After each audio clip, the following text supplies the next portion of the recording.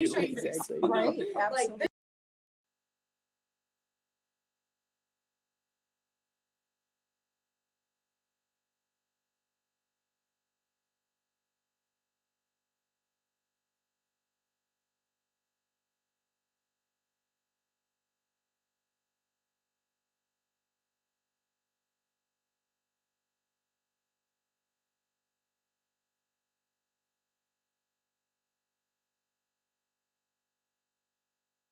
He was fine. It was embarrassing. It was scary.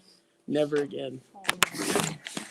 And then he was like while he was like zonked out on this stuff, he told the people at the hospital that he was a pastor. I did, yeah. No! The police officer. Why would you do He's like, you probably don't want to preach. I was like, you know what? It's going to end up in my message one day. That's right. He's like, you probably don't want it to end up this Sunday there. I was like, I don't know. He's like, maybe give it a week. That makes that a little. I was like, well, that's good advice, sir. Flush it out of your system But first. Deborah, I'll never forget Deborah.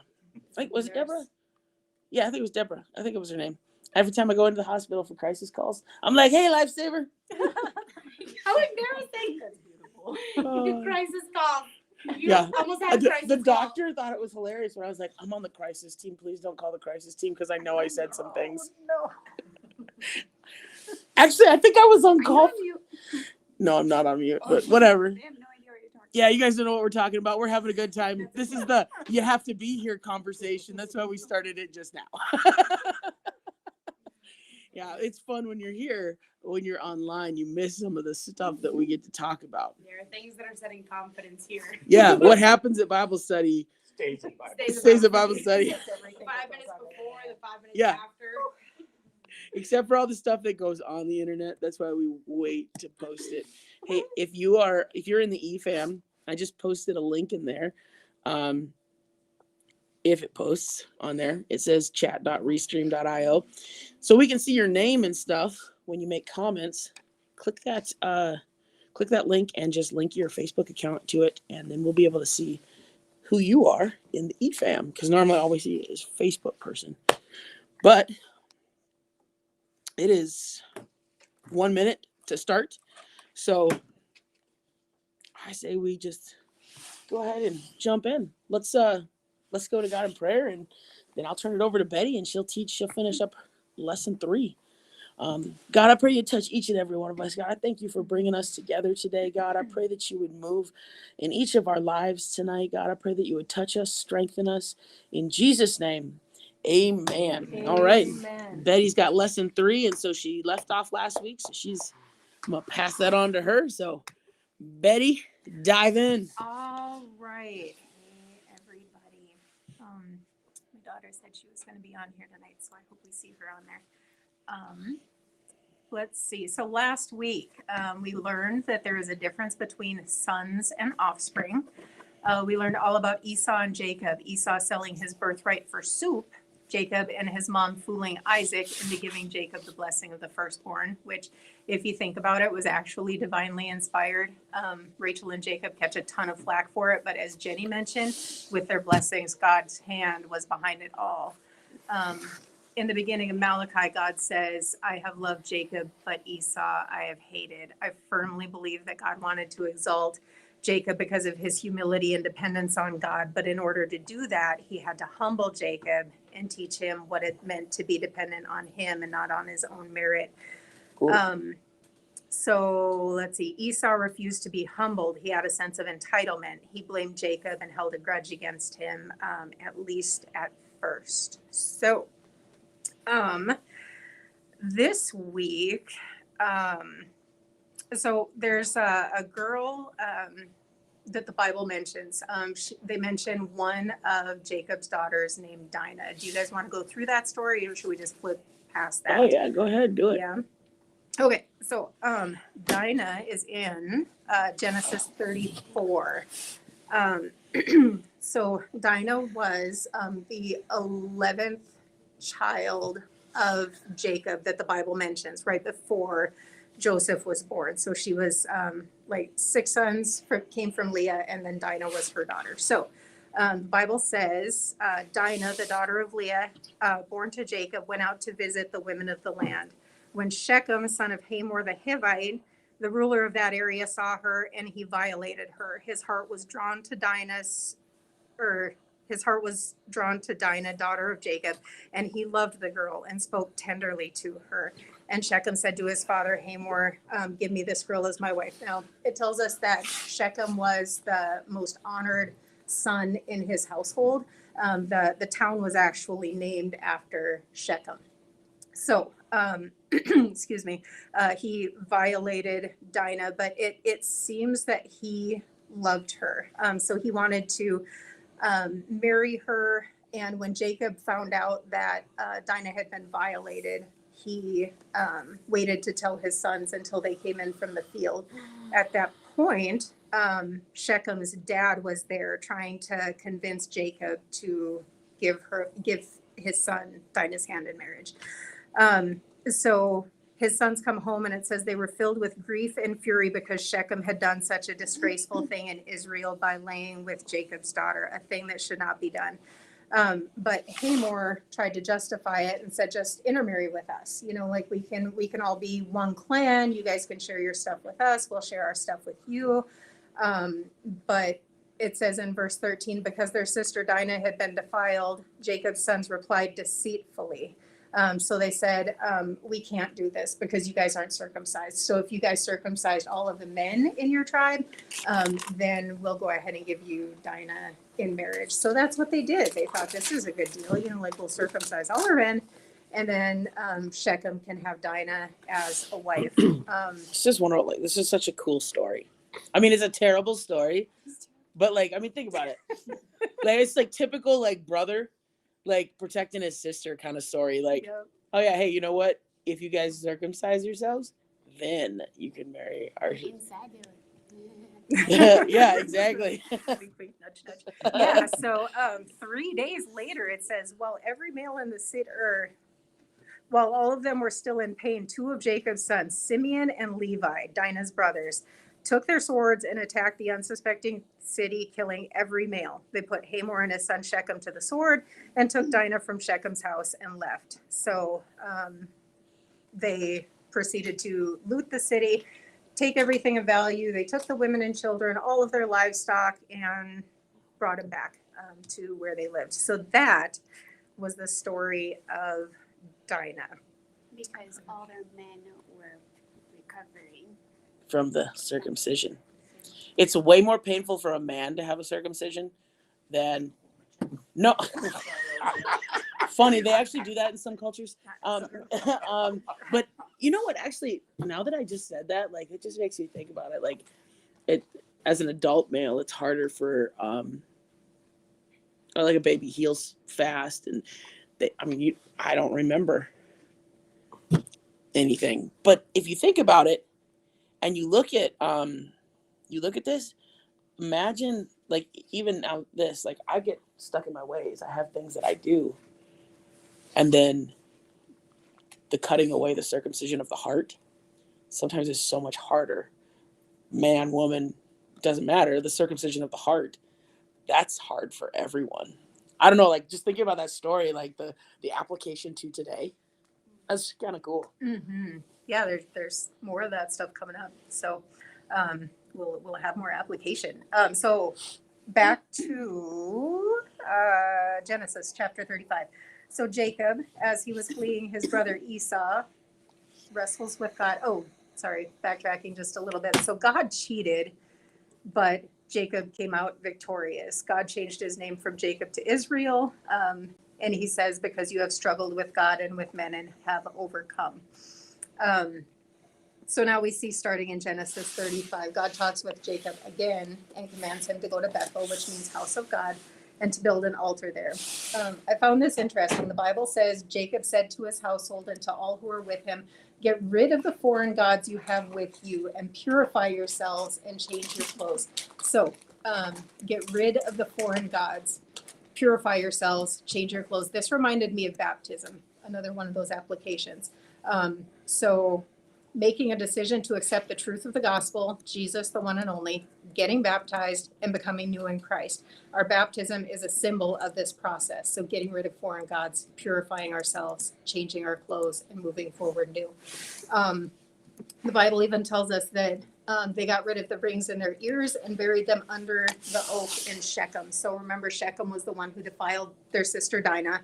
And they buried all of this stuff that they no longer needed and no longer associated themselves with under the oak that bared his name. Does that make sense? Yeah. I thought that was pretty cool. So we see here that they consecrated themselves and they set themselves apart from the world. Verse 5 tells us the terror of God fell upon the towns all around them so that no one pursued them. So they obeyed God. They believed him and he honored them for it. So nobody messed with them because they were following along with what he told them to do. Let's see. So God blessed Israel again and reminded him of the goodness he had in store for his descendants. At this point, Rachel, the wife that Jacob loves, has difficulty in childbirth, and she dies while giving birth to her second son. She names him Ben-Oni, which means son of my trouble, and her father renamed him Benjamin, which means son of my right hand. And I really love this because what he was saying is Rachel was his right hand, and the right hand has honor. Like the disciples wanted to sit at Jesus' right hand. Jacob probably would have been happy if she would have been his only wife. He fell in love with her the second that he met her. So it was just really beautiful to me that she was like, you know, this is the son of my troubles. He's the one that's taking my life. And Jacob's like, no, I'm not going to let him live with that. He's the son of my right hand, the son of my most beloved wife. So I love that. And then a little side story. Jacob's firstborn Reuben sleeps with his father's concubine Bilhah. And that comes into play just a little bit later because Jacob will always remember that. What does that mean when a son sleeps with their father's concubine? I think there was like that was a public disgrace or dishonor. I had heard with I think it was Abimelech sleeping with David's concubines. Yeah. Yeah. So I think, I mean, I don't understand the view of the concubine, I guess, but I think it's like, you know, that's property. And so by doing that, like when your dad's still alive, it's going to sound gross, but it's like a dog that, you know, goes and does that to another dog. It's dominance. And okay. Also, like almost like sleeping with your dad's wife. Exactly. Though they weren't traditionally used in like a marriage or whatever. Yeah, in like marriage or like reproductive purposes. Mm-hmm. It was his property, Mm-hmm. which like also kind of fills that role for a while. But you see a lot more things come about. So we're in Genesis right now. This is before like Leviticus. Mm-hmm. And Leviticus and Deuteronomy kind of like lay out all that law for how the people will operate, how they'll live. And like, so it answers the question of what happened with Dinah. How would that be handled? That's what Leviticus actually gives like the context for those things. And how, so that these things would not be repeated. We're broken people. Mm-hmm. And so God had to give them a law to, you have to follow these strict ceremonial and moral guidelines. And that's when Jesus came. It was the ceremonial laws that he did away with. And it was the moral law that continues to remain throughout. Mm-hmm. The 10 Commandments. Good example. He didn't destroy the 10 Commandments when he came. If anything, he added to them. Yeah, he fulfilled a lot of the. Yes, exactly. So it's a big deal later on. But even this is still a big deal. It's a disrespect. It's not loving your mother and father, honoring them. Right. So that was like right after his favorite wife died too. I mean, it just seems like a huge slap in the face. Yeah, it's that dominance thing. He's like trying to overrule his dad. Yeah. Right on. Okay, thank you. That was what I was thinking. I just wanted to make sure. So Genesis 37. We're looking at verse 2 through 4. It says, this is the account of Jacob. Joseph, a young man at 17, was tending the flocks with his brothers, the sons of Bilhah and the sons of Zilpah. Those are the two concubines, his father's wives. And he brought their father a bad report about his brothers. Now, Israel loved Joseph more than any of his other sons because he had been born to him in his old age, and he made a richly ornamented robe for him. When his brothers saw that their father loved him more than any of them, they hated him and could not speak a kind word to him. Now, another version that I looked up says they could not bring themselves to speak peaceably to him. So they saw him as a spoiled little tattletale. Have you guys ever had anybody that you hated so much, or like you were so upset with that it was hard for you to even say nice things to them? Yep. Like I just can't imagine being in this situation. Like these guys, they've all got different mothers. Joseph was the only one. Or no, I guess Benjamin had been born, but like he was the favorite because Jacob loved his mother, and all of these sons grew up thinking, like, you don't even love my mom. I mean, it just had to be a really, really tough thing for everybody to go through. That's a lot an of jealousy. perspective. Like you have all these like dudes that are like, you didn't even love my mom. Yeah. Like, Mm-hmm. how much did they hate their father? Yeah, Like, Yeah. for sure. Well, I've Leah, never- whenever she named her kids, like, Yeah. surely my husband will love me now, and surely my husband will honor me because I've borne him all these sons. And having to buy her husband with her son's mandrakes to have another baby. I mean, like, yeah. And so. I'm sure that like bitterness carried on into their children. Oh, you know? yeah, And I'm 'cause- sure there's a lot of Yeah. like, You've been around your family that talks about the other family. yeah.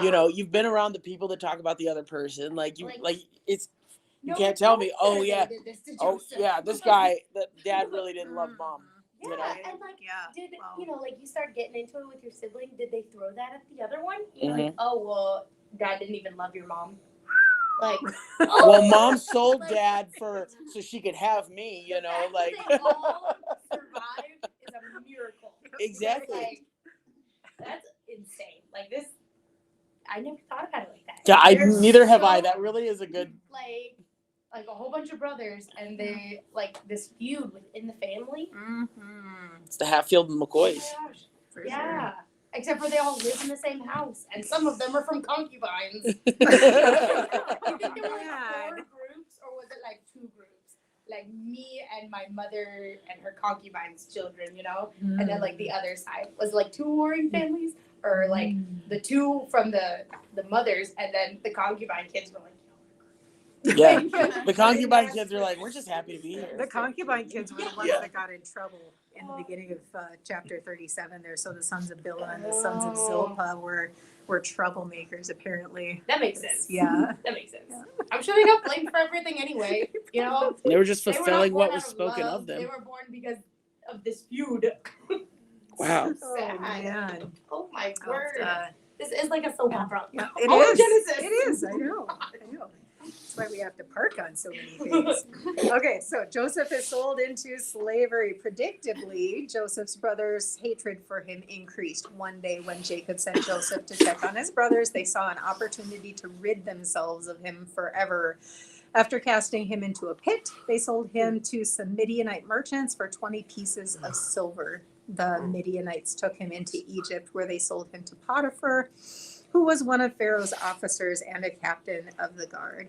So this is pretty cool here. The Bible actually tells us in Genesis 37, 29, and 30 that Reuben, the one who slept with a concubine, tried to save him. The other brothers wanted to kill him, but Reuben wanted to rescue him and take him back to his father. He actually went back after the other brothers had sold him. Judah was actually the one that came up with the idea of selling him. Everybody paints Judah as like the hero, but it says Judah said to his brothers, what will we gain if we kill our brother and cover up his blood? Come, let us sell him to the Ishmaelites and not lay our hands on him. After all, he is our brother, our own flesh and blood. So Judah came up with that idea that ultimately saved his life because all of the brothers were like, this is okay. But Reuben actually returned in 29 and saw that Joseph was not there, and he tore his clothes. He went back to his brothers and said, the boy isn't there. Where can I turn now? So he held himself personally responsible for his little brother. Yeah. Yeah. Did you say that it was Judah's idea to sell him? Yes, it was. Okay, and Yeah. not kill him. Right. Reuben Okay. wanted to spare him altogether and just bring him back to his father. And he, Reuben said this to rescue him from them and take him back to his father. So he's like, let's not take his life. Don't shed any blood. Excuse me. And then he said, throw him into the cistern. And then Judah said, let's sell him. And everybody else is like, let's kill him. Well, okay, we'll sell him for 20 pieces of silver. You know how much? I just looked it up. How much 20 pieces of silver approximately is worth? Oh. $200 Today? worth about $200. Like, so in that day, like, you know, it would have been worth less, but just kind of crazy to think about it. They weren't paying $3.09 a gallon either.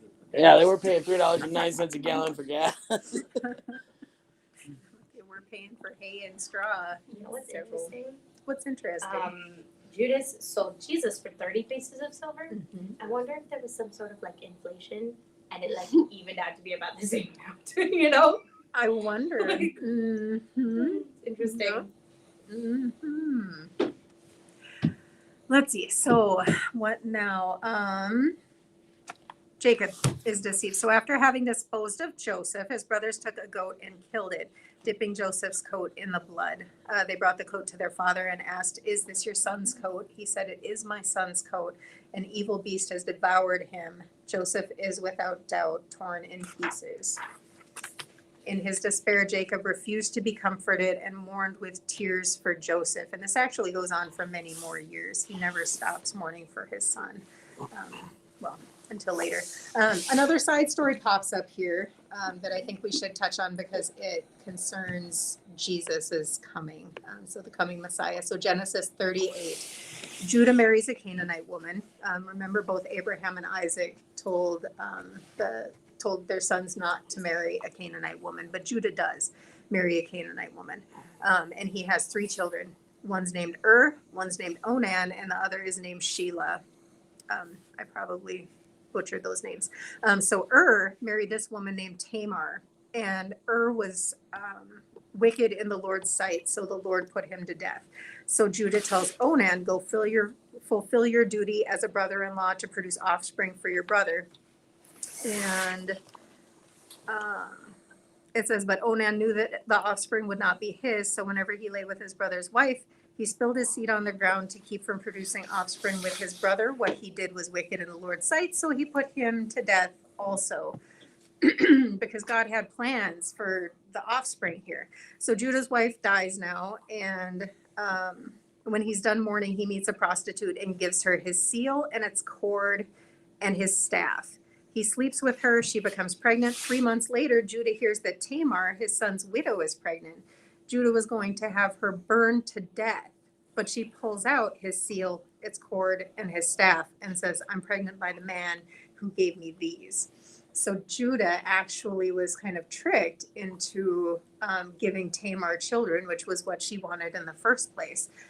He just couldn't get his sons to cooperate, so she took matters into her own hands. Now, the cool thing about this is she had 2 sons, and let's see, verses 26 through 30.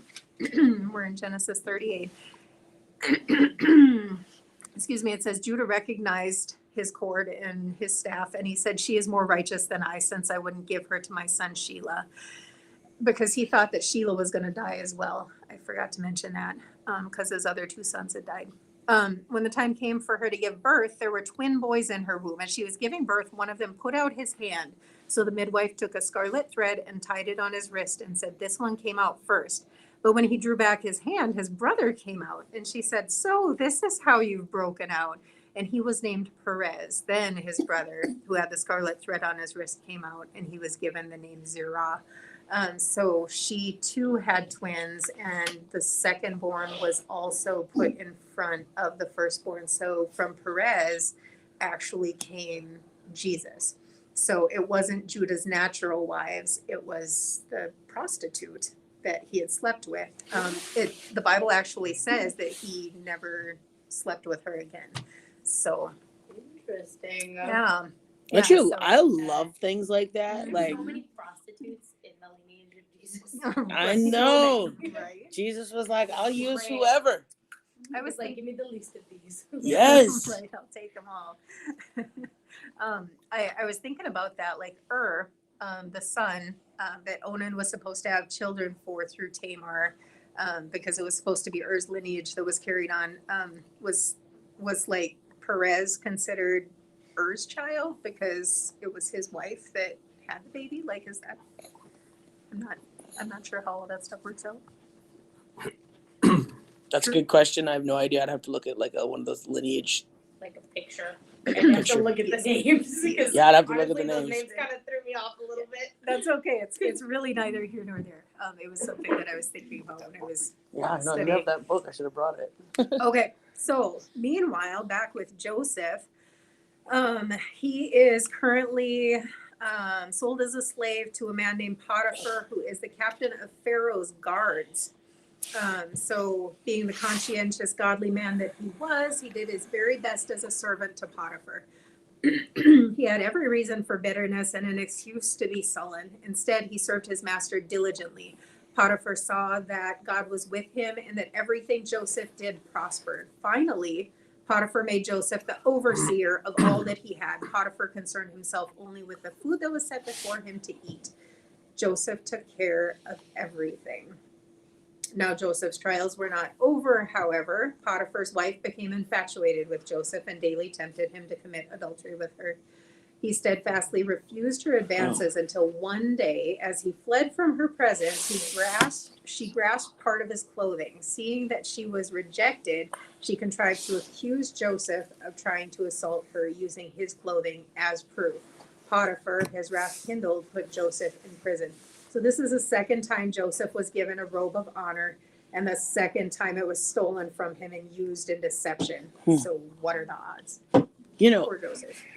it's kind of interesting that whole part. It said that she had, hit on him a few times essentially. And it wasn't until this day that she steals his robe. I know women are not dumb, and I know men are not dumb.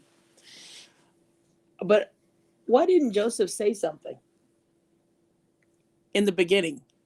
Well, who would have believed him? True. He's But like a servant. I wonder if he His tried robe to. is there, did so he- it looks like Yeah. he left it. Well, I mean, like, why didn't? No, I did not mean that Like part. the But first time? at the beginning, whenever he continually, Oh, Like, sure. why didn't You know, he I don't- tell- not to put anything down or read anything into it, Right.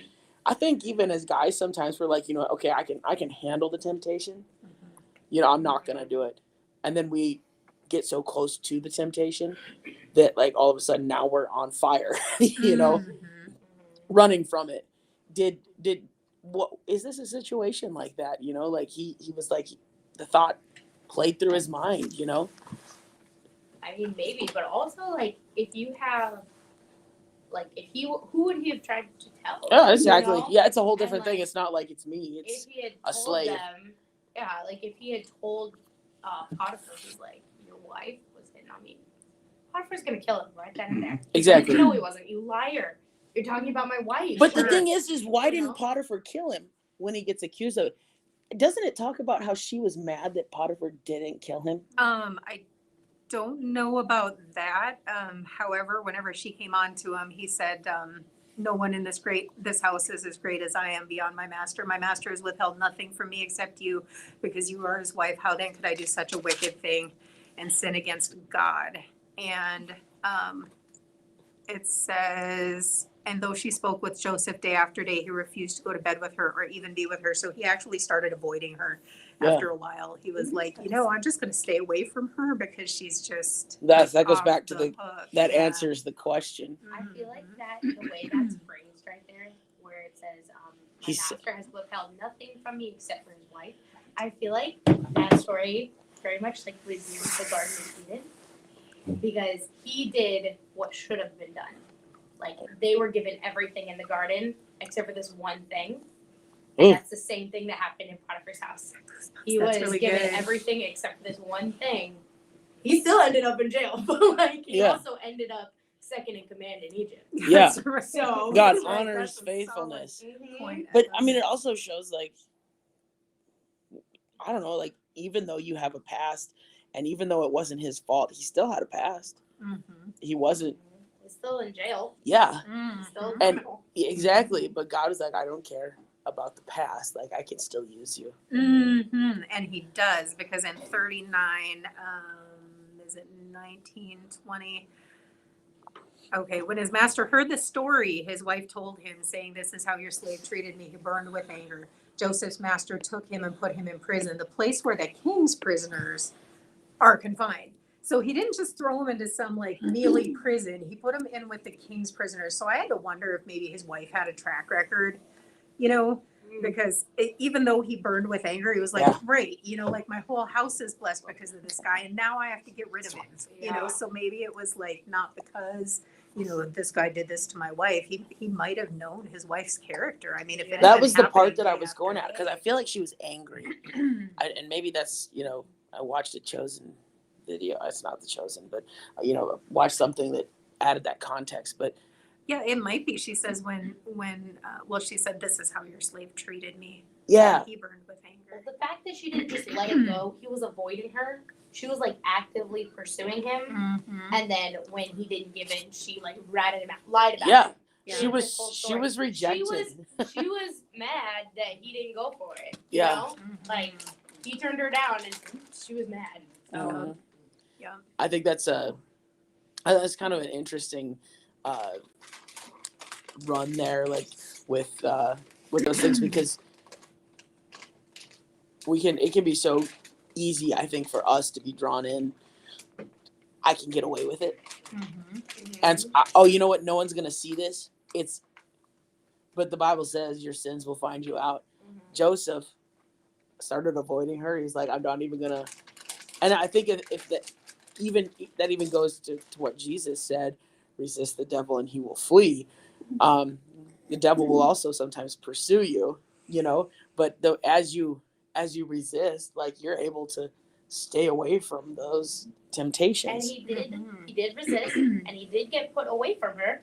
Prison may have not been a great place to be put, Ooh. but he eventually did get away from the temptation and then was set at the second place. Isn't that- say that God will always give you a way out if that was his way out? It was Isn't his that way out. crazy? Like, to think Whoa. about prison was God's plan. Wow. If he had given into the temptation, he wouldn't have ever made it to the second in command. That He is wouldn't have gone to prison, but he so also true. wouldn't have been put in charge. That is so So, true. If he and, would have like, given into the temptation, he would have saved the screwed it all people. up. Yeah. Wow. Man, that's Jumping ahead so to the cool. story. No, that's great, because all of that is going to be right here. So let's see. It does say here, so the place where the king's prisoners are confined. But while Joseph was there in prison, the Lord was with him.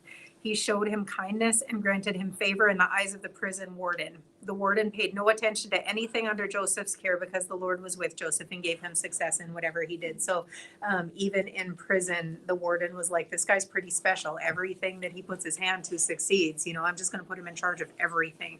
And he was in prison. So I take this story in kind of a literal sense. I think for me, I pray sometimes, God bless whatever I do.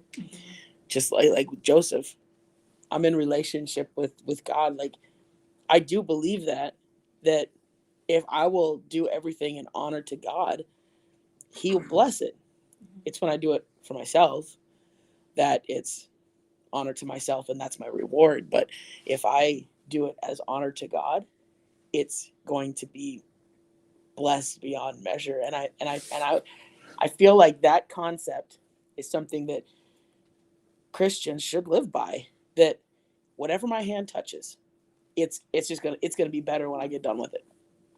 Even if it was Glory to God, glory yes, to God, glory to God. it's God did it. Right. God allowed me to be here, and I'm gonna give God glory. Like, oh, thank God. You know, like, yeah, He's given me talents and abilities, but there's sometimes I operate outside of those talents and abilities because of Him. Right on.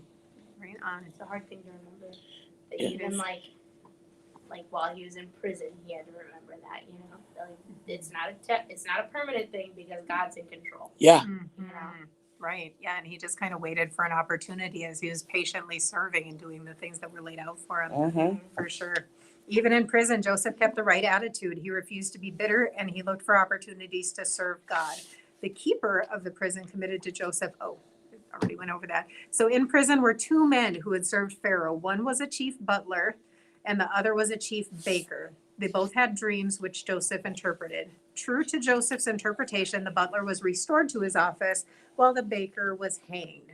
So Joseph interpreted their dreams and he told them what was going to happen, and it happened. So Joseph asked the chief butler to remember him and mention him to Pharaoh, but the butler forgot about him for 2 whole years. So he was set free. He was actually, my Bible says the chief cupbearer. So he was with Pharaoh every single day, and he forgot to say, oh yeah, so there's this guy in prison. BTW, this guy I met in prison. Right. But I don't know. There's a lot of people in jail that are like, hey, this person I met in jail. And you're like, I okay. feel like it's probably one of those things, you know how you get given a task Mhm. and you're like, this is going to be like really difficult to do. Like, I don't want to talk to this person about this situation. Sure. Yeah, like talking to Pharaoh would cause, be a lot. I'm sure they were just told to be quiet, Yeah, good call. And so I'm sure it was like, oh, okay, I'll do it today. Oh, okay, I'll do it today. And then like 2 weeks go by and he's like, it's fine. Like, I'm just not going to do it. You just kind of like, you never do it. You keep building up to it. And then you're just like, well, I haven't done it yet. I don't have to. The opportunity wasn't there. Yeah. That's really I'm sure good. that's I what didn't happened. see Like, he was that, probably yeah. like, oh, okay, I'll bring it up to him today. And then it just never like got brought up. It's kind of like Right. faded into the background of it. Obviously, like, this is like, you got to like look at like cultural, historical, stuff for more of this. But I would venture to say that the butler could have risked his life by speaking up. Well, he was 100%. already in prison when they met, right? Exactly. So, So here He now would've gotten killed. he could have gotten killed for saying anything to Pharaoh, because they viewed the pharaohs as gods. mhm, And so here's right. a lowly butler, Mhm. cupbearer, just saying, hey, I know this guy in jail that could. When he spoke up and said that, when all the other wise men couldn't answer the dream, It's next. yeah. Yeah. I mean, you think about that, like he couldn't, like, if him even The speaking up at that opportunity point, didn't present itself. yeah. Right, right. So his fear, God could have used his fear so that he didn't die Yeah. coming back into the palace, so that it would be used for this opportunity when the Pharaoh was desperate to have answers. Exactly. So at the end of these 2 years, Pharaoh had a dream and none of his men could interpret it. Then the butler remembered Joseph and suggested to Pharaoh that Joseph might be able to interpret Pharaoh's dream. So he's like, oh, by the way, I know this guy. So Pharaoh called for Joseph, who told him the significance of his dream. Egypt would experience 7 years of plenty, followed by 7 years of famine. Pharaoh promoted Joseph to the position of second most powerful ruler in all of Egypt and gave this 30-year-old Hebrew the responsibility of storing up food during the 7 years of plenty in preparation for the drastic famine that was to follow. So Joseph had to wait 2 more years after he thought he was going to be freed to be freed. But God's timing is always perfect. Had he been released earlier, he may not have been available to shine in that moment to the glory of God. Oh, look at So, that. yeah, I we're like all that. thinking We're all on the same thing track. I like here. that. Yeah, God's timing is perfect. And so often, like, we want things to happen right now or yesterday or whatever. But like, if we just wait on God's timing and do the best we can with what we've got in the meantime, even if it's 2 more days or 2 more years, God will bless it if we just like make ourselves fall in line with what He's doing. I was thinking, like, during this whole story of Joseph, like, hindsight is always 20/20, so you can just, like, I'm sure in the moment, in every situation, but like, just like we are, like, God, what are you doing? Like, but hindsight, you're like, Right. Right. It always makes sense after the fact. Yeah. Mhm. Yeah, If well, I was if in we're Joseph's lucky. situation, I would not have been as patient. I mean, we don't know what Joseph did every day. Was he like mad at God? Maybe, probably. Was he like, God, why am I still here every day? Let's- I would have been. Okay, he Right. was human, just like every one of us are Mhm. human. He's not perfect. And you can't tell me that, like, okay, Joseph, like, it doesn't tell the bad things of Joseph, but Joseph had problems. Joseph had bad days. Joseph had bad days. Joseph was down. He was in prison. He had a bad day, like, Joseph had a bad couple years. yeah. Like, I'm sure it showed in his emotions. But but the one thing that is true that I would believe about Joseph is that he never gave up on his relationship with God. He never He never said, well, I'm going to sell this for something less. Like, he was like, I'm going to do the best that I can. And even when I'm down, and it's the same thing for us. Like, we got to keep, Faithful. yes, God's And faithful. Looking at this story, it would make the most sense. I thought for a long time that Joseph was the one in the Messianic line. A long time, because Joseph was clearly the best brother. Just because of like how he responded in these situations, he was elevated to a position of power. I love that God didn't use the best one. Which one was it? It was Judah. He used the one that sold this one. Yeah. Like this one would have been a better candidate, I think. But what are you gonna God do? was like, let's use the one who sold this one to slavery. Yeah. Wow. And then the prostitute's child. Yeah. After that, like not this one, who probably did a pretty good job raising his children, because he's patient, hardworking. Right. But like he's like, I'm gonna use this chaotic line over here. How many I like these ones. But how many times do we reason out ourselves, well, I'm not good enough, I couldn't do something for God because of all of this. And God's like, no, that's cool. Like, cause like I used all these people. Like I chose to use them. It wasn't like I was forced to. I could have picked any of them. Yeah, that's But right. I used love the one that. who sold Joseph. Thanks for that. That was my morning. I was like, how can God use me? I'm such a mess up. That's exactly why he can use you. That's why he can use the you. reason. Amen. Okay, so Joseph experienced two periods of bondage in his life. The first one, his brother sold him into slavery, and the second, when Potiphar's wife falsely accused him of attempted rape. Joseph did not let his circumstances define him. I love that. Joseph did not let his circumstances define him. On the contrary, he worked hard, trusted God, and he was rewarded with promotion for his good work. Each of us also has experienced some kind of bondage. Unlike Joseph, that bondage is really physical. More often, we're in bondage to our lusts and desires. However, we can live free from bondage if we're willing to trust in the Lord and commit to walking in his path. If only it were that easy. Trust in the Lord, commit to walking in his path, good life. Don't you wish like all the things would just like line up like, Right. oh, now I'm doing this, like everything's perfect. But no, it's like, but you know what? I say this like I have bad days, but my worst days now are better than my best days when I wasn't serving God. That's so true.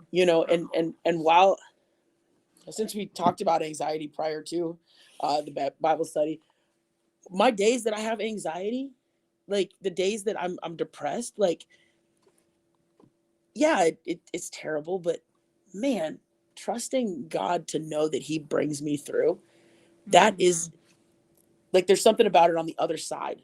When I look back, I'm like, it wasn't that, it was bad in the moment, but God was always there. Right. It felt like I was alone, but God was there. Right. But it's hard to look back and realize I'm stronger now because I learned to put my trust in him. And it's rather than trusting myself. Right on. Yeah, that truth has pulled me out of a lot of things, putting my trust in him, my confidence in him rather than in myself and in my flesh, because I can't have confidence in myself. I'm going to blow it every time, but he is faithful. That's the always. truth. No, I was talking for myself. So when the famine came to Egypt, it also affected the land of Canaan, where Joseph's family still lived. When Jacob heard that Egypt had grain, he sent his sons, all except the youngest son Benjamin, to buy some. The person in charge of selling grain was Joseph, and just as he had dreamed many years previously, his brothers came before him, bowing down to the earth. So recognizing them, Joseph disguised himself and spoke roughly, trying to find out if his father was still alive and attempting to devise a plan to bring his father back to Egypt. He accused his brothers of being spies. When they denied the charges and said that they were all sons of one man, Joseph took one of them, Simeon, and bound him until the others could return with their youngest brother Benjamin as proof of their innocence. What I loved about this is there are all kinds of signs that are pointing to the brothers' guilty consciences. One big one is 42:21 and 22. So when Joseph was speaking harshly to them and really putting them over the coals, They said to one another, surely we're being punished because of our brother. We saw how distressed he was when he pleaded with us for his life, but we would not listen. That's why this distress has come upon us. So like they automatically thought the reason that we're in this situation and he's being so mean to us is because God is punishing us because we did this to our brother all those years ago. And then there's another spot in 27 and 28. It says at the place they stopped for the night. So this is after Joseph let them go and said, bring back your brother. At the place where they stopped for the night, one of them opened his sack to get feed for his donkey, and he saw his silver in the mouth of the sack. My silver has been returned, he said to his brothers. Here it is in my sack. Their hearts sank, and they turned to each other trembling and said, what is this that God has done to us? So like over and over, you see their guilty consciences for what they did to their brother. And then Joseph is he's just so awesome in how he handles this. Like me, I'd be like, ah. I know. I would be so cocky. I was in his situation. I would literally be like, Y'all know who I am. you're not getting any food. but bring your father back here. Let's see him. Yeah, for real. I'll be like, No, where's the he rest of you plays guys? them. I mean, like, doesn't that like show you like his human nature as well? I mean, like, Yeah. the Bible doesn't say that God told him to do all these things. But he does. He's like, He just- gonna see. if I'm just there's gonna something, see what You happens. know, see if they learn their lesson. Yeah, Love it.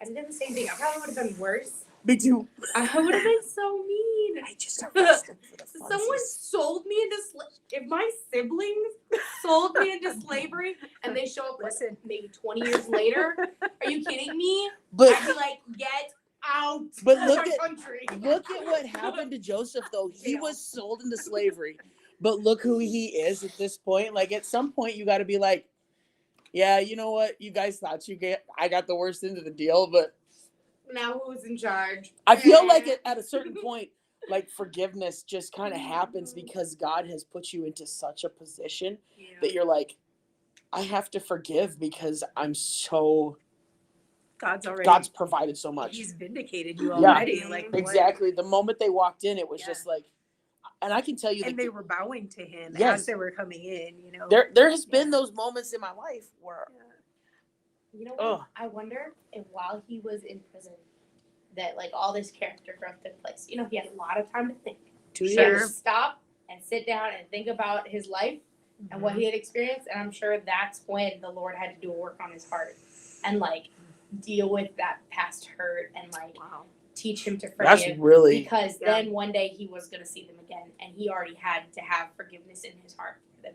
He Mm. had to already he forgive did. Because, them. I mean, what would you do? Like, you're human. Yeah. Like, Right. what would we do to our siblings if we didn't have forgiveness? Like jail Wow. immediately. Yeah. Like I would you there myself, you know? Rash Like, decisions. I'm sure that because like prior to that, you know, he's a servant, he's working, he's he's fast paced, you know, dealing with his problems at the time. But then when he's in prison, like it's like a timeout from Yeah. God. God's Right. like, okay, we gotta prepare your heart, prepare your mind before we put you in this position of power.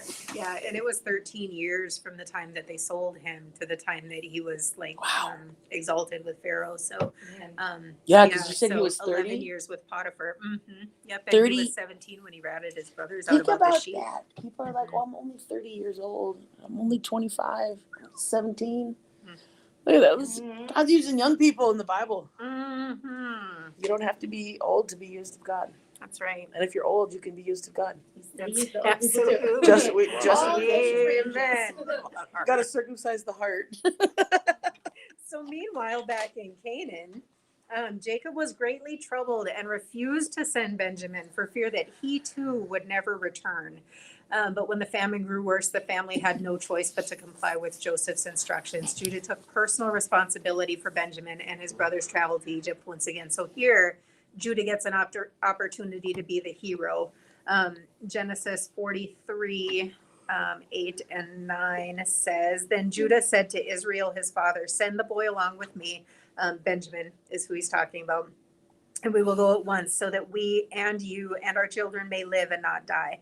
I myself will guarantee his safety. You can hold me personally responsible for him. If I do not bring him back to you and set him here before you, I will bear the blame for you all my life, or bear the blame before you all my life. As it is, if we had not delayed, we could have gone there and returned twice. So, Judah steps in, and this is the part again where he gets to be the hero rather than selling his brother. He was like, well, let me take responsibility for Benjamin. I promise I'll bring him back safe. Otherwise you can hold me personally accountable. So Doesn't that show you like how someone else went through and worked on their hurts and Character growth. their character growth? yeah. He had a long time to rethink. Well, and scattered throughout, like after Joseph had been taken, anytime it talks about Jacob or Israel, it talks about him as being like a hurting man because he mourned so deeply for his son. So let's see. So this time Joseph devised a plan to keep Benjamin, which involved secretly returning the brothers' money in the mouth of their sacks and putting his personal silver cup in the sack of Benjamin. When the brothers were stopped by Joseph's servant and returned to him, Joseph could no longer refrain from revealing to him exactly who he was. He wept aloud and said, I am Joseph. Does my father yet live? So I just have to read like a snippet of Judah's confession because this is like heart-wrenching. It's, let's see, Genesis 44:18 through 40 or 34, but I'm not going to read all of that. Joseph has got these guys like on hot coals and he's saying, I'm going to keep your brother. You guys have already done this to me once. Now you've done it to me twice. You're stabbing me in the back here. You guys go away with nothing. And Judah steps up and he explains, my father's already lost one son. Don't make him lose this other son. He says let's see, your servant, my father said to us, you know that my wife bore me two sons. One of them went away from me and I said, he's surely been torn to pieces and I've not seen him since. If you take this one from me too and harm comes to him, you will bring my gray head down to the grave in misery. So this is the weight that Judah's carrying on him when he's standing in front of Pharaoh's number two. He says, so now if the boy is not with us when I go back to your servant, my father, and if my father, whose life is closely bound up with the boy's life, sees that the boy isn't there, he will die. Your servants will bring the gray head of our father down to the grave in sorrow. Your servant guaranteed the boy's safety to my father. I said, if I do not bring him back to you, I will bear the blame before you, my father, all my life. Now then, please let your servant remain here. Like, let me, Judah, remain here as my Lord's slave in place of the boy, and let the boy return to his brothers. How can I go back to my father if the boy is not with me? No, do not let me see the misery that will come upon my father. So like Judah is pleading for his brother's life. He's like, take me instead. Don't let my father lose this other son. He'd rather lose me than Benjamin. I just think that's heart-wrenching, talking about character development, how Judah really came full circle. He came from, hey, let's sell our brother and get some money and, spend it to take me instead. Just a random thought here. Judah, like it means praise. And I think about this, sometimes praise is what helps us get through. And here's Judah advocating for his brother. And I look at this and like sometimes like when I don't feel like it, I've still got to praise because it changes something in my mind. It changes something in other people's minds. There is power in praising God. And it's just a random thought. Gratitude changes things for sure. So his brothers, troubled and surprised, could not answer. Then Joseph, who had every reason to be bitter, harsh, and unforgiving, said, it's in King James Version here, and it's just easier for me to process. He said, do not be distressed and do not be angry with yourselves for selling me here, because it was to save lives that God has sent me ahead of you. For 2 years now, there's been famine in the land, and for the next 5 years, there will be plowing and reaping, or there will not be plowing and reaping. But God sent me ahead of you to preserve for you a remnant on earth and to save your lives by a great deliverance. So then it was not you who sent me here, but God. He made me father to Pharaoh, Lord of his entire household, and ruler of Egypt. So talk about some vindication.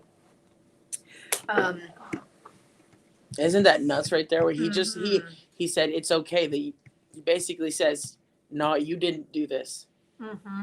You can't have that. God did this. I like that. Like sometimes we're like, oh, this so-and-so caused this and this caused it. Not everything bad that happens, not everything good that happens is from God.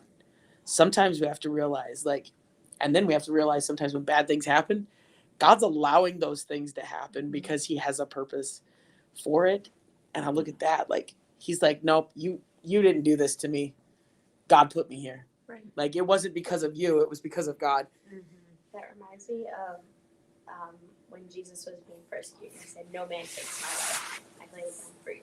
Oh, that's good. You know, in the same sense that like, he's like, "No, you're not held responsible for these crimes."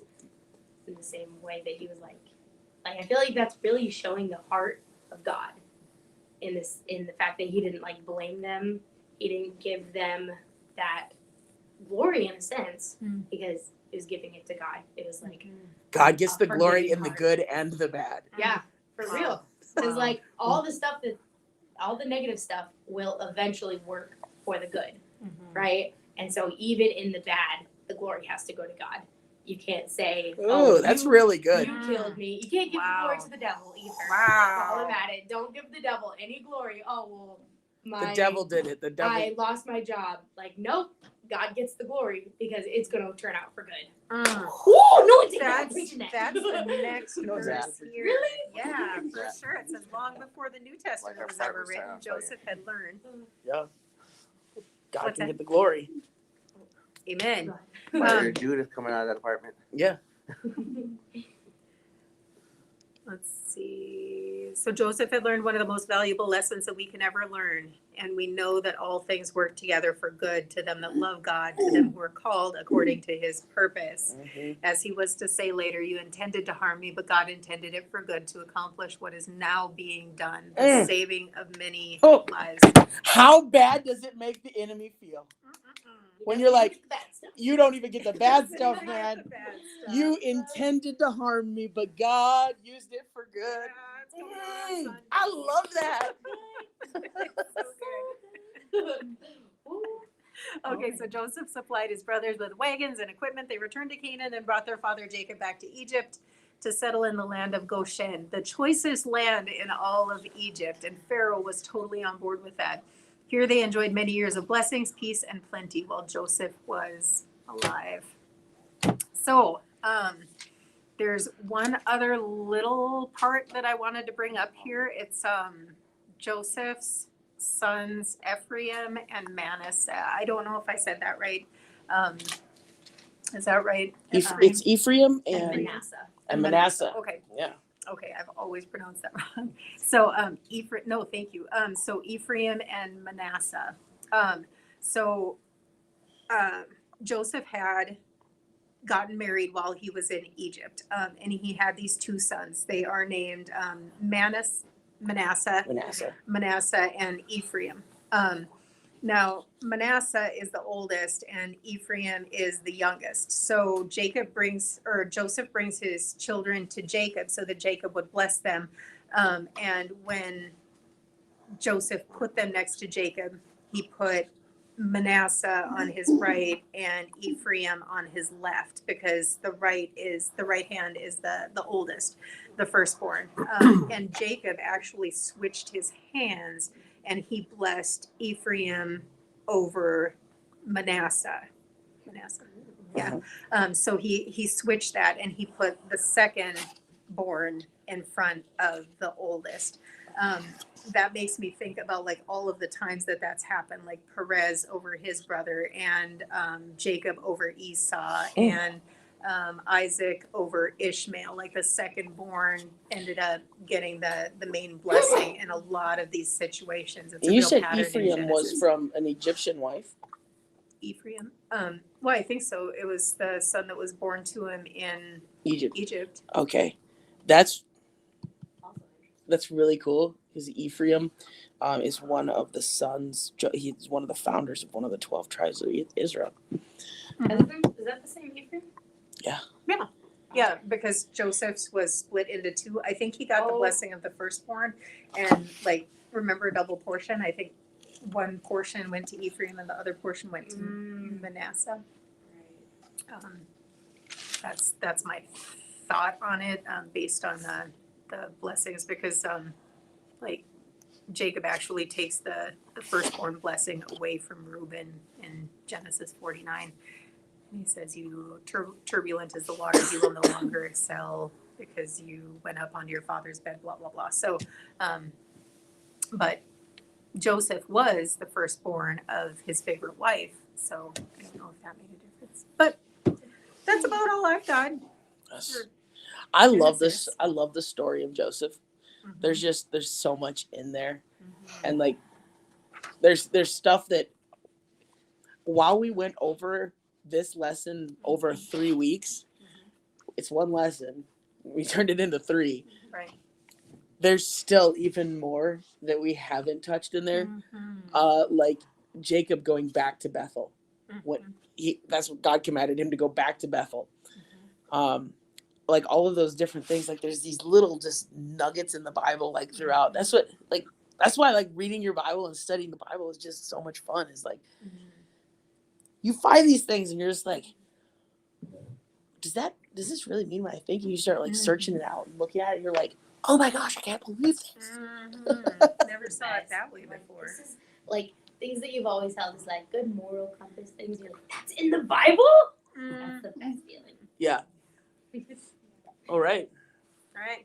Good Good job, lesson. Betty. Yes, good job. Ah, thanks. So good. Betty is finished now with her teaching. Who's the next teacher? Jenny. Jenny is the next teacher. So she'll be teaching lesson 4, and that starts next week. So, well, let's pray. And Betty, why don't you lead us in prayer? Okay.